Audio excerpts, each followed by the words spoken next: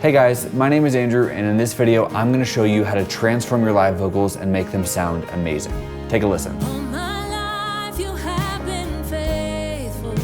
First of all, this is a live vocal. So this is not a perfect situation in a studio with a multi-$1,000 mic with a beautiful pre.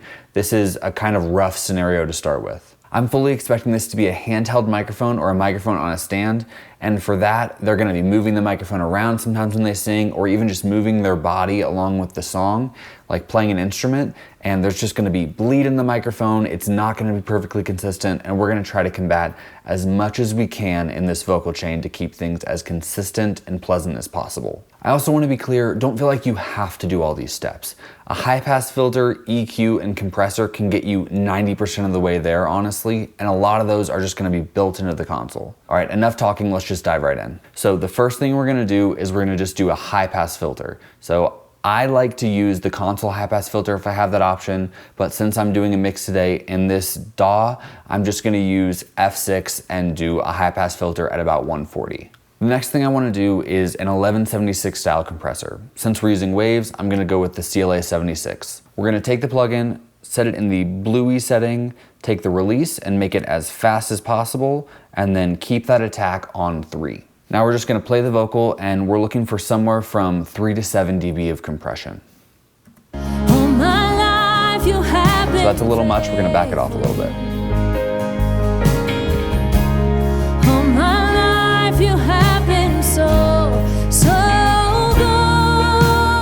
Great.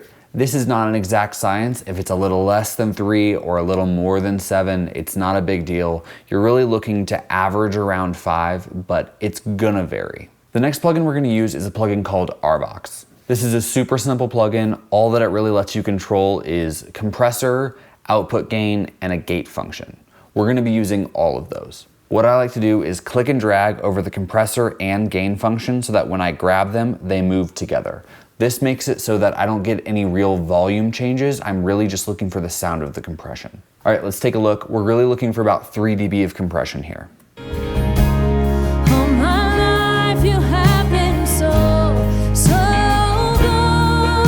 Awesome, now we're gonna go to that gate and just raise it up until when she's not singing, it's ducking things. I will sing of the goodness of God. I love your voice. You have led me through the fire. The RVox gate is my absolute go-to when it comes to singing vocals being gated well. I've just found it works so much better than like NS1 or oftentimes even PSE. But I found something that works even better, and towards the end of the video, I'll give you a sneak peek into how to use that. So now what we're gonna do is just do some minor corrective EQ. So I like to just use F6 for this. This is pretty much where you do your normal EQ for the vocal. Just maybe do a little bit less than you might normally. All my life you have been so good. With every breath that I am able, I will sing.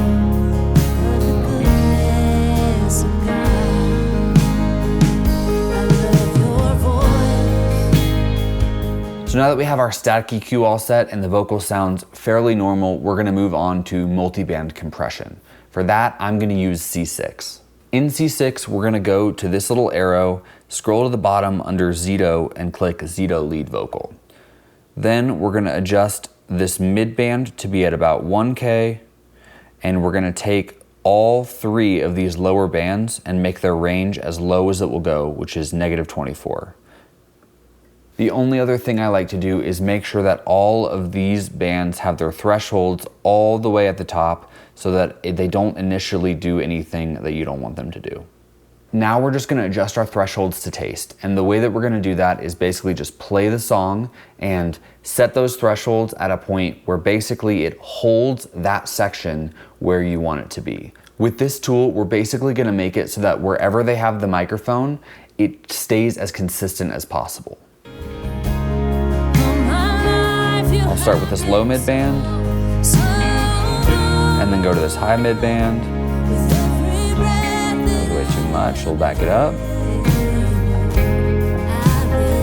Go with the low end. You just kind of want them consistently dancing. You'll also notice that there's a couple of bands on the far left and right side of the plugin. These are where these two marks are. These are two frequencies that can get a little bit annoying and cloud the vocal out a bit sometimes. So these are just there to give a little extra clarity when needed.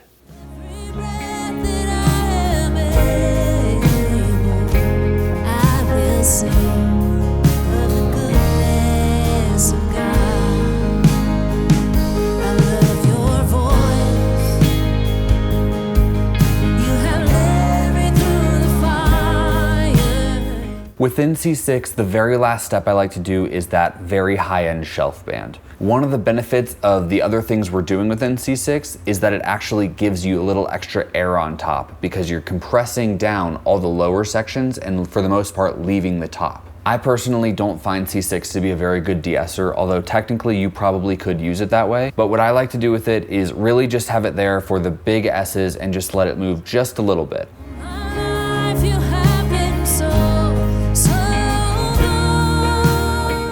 Yeah, that's honestly fine. The next thing we're gonna do is de-ess the vocal. If you don't know what a de-esser is, it basically just tries to get rid of that noise that happens on the end of words like sound. One of my favorites is our de-esser.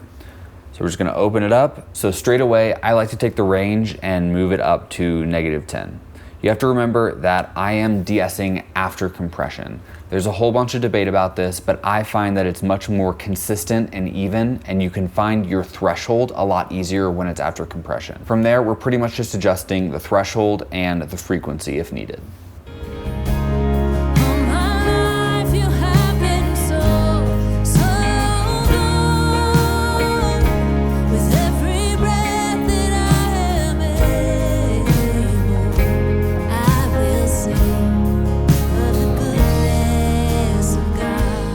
Awesome. With this one, it was super simple. I just raised that threshold up and didn't even move the frequency. All right, now that we've de-essed it, we're almost done. We're basically just gonna put a final cap compressor on the end of this. My favorite for this is just the CLA two-way plugin. This plugin is also super easy to use, and we're basically just gonna adjust the peak reduction on the right side until we have an average of about 2 dB of compression, and then adjust the output gain on the left side to just match the vocal to the loudness of the song that we need. All right, so we're just gonna turn up that peak reduction until it's roughly 1 to 2. If it's a little less than that a lot of times, it's fine, and then we're gonna pull back that gain.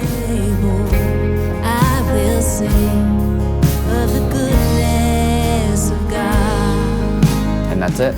I love your voice. The last step that I like to do is pitch correction. So in this case, we're gonna use the Waves tune real time. This song is an A flat, so we're just gonna click A, major, flat, and then I like to adjust the speed and note transition to be 30 and 80. I just kind of find that that sounds a little more natural and also a little more polished at the same time. So with that, let's take a listen.